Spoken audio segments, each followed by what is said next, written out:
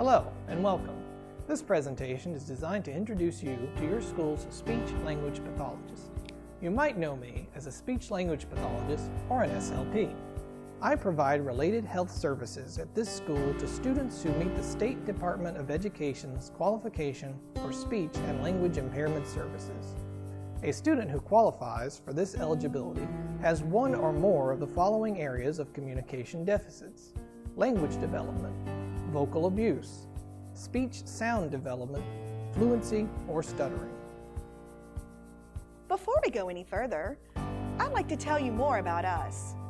There are important qualifications that we must possess so that we can work with individuals with speech and language impairments.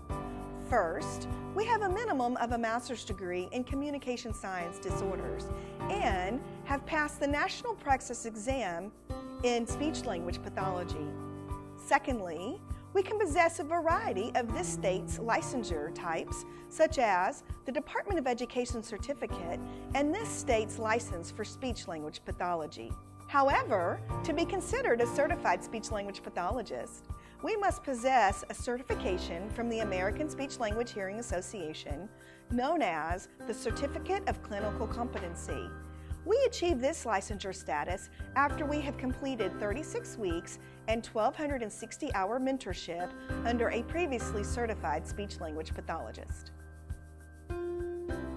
Since we work with students who receive special education services, our scope of practice as speech-language pathologists is determined by the Department of Education.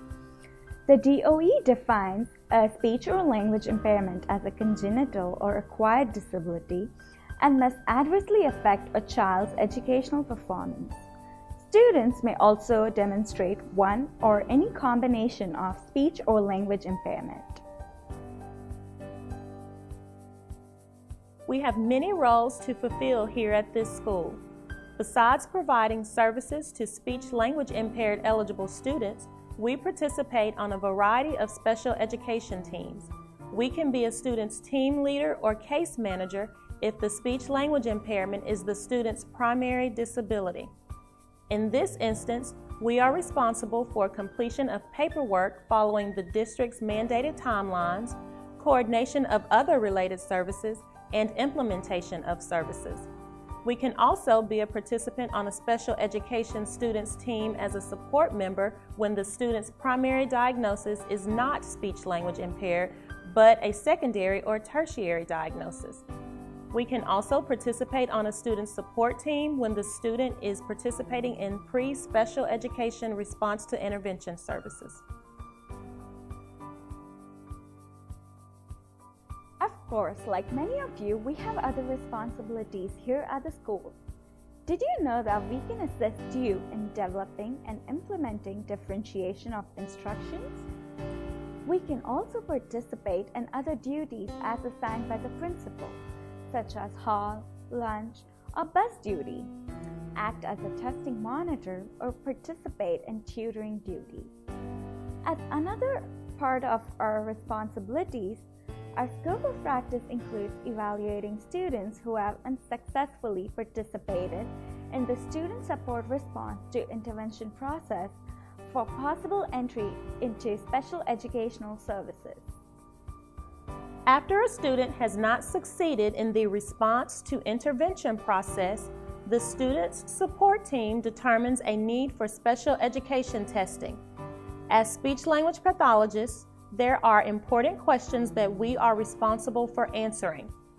1. Is there a presence or absence of a speech-language impairment based on the rules and regulations set forth by the Department of Education? 2. If there is a presence of a speech-language impairment, is there evidence of an adverse effect on the student's educational performance?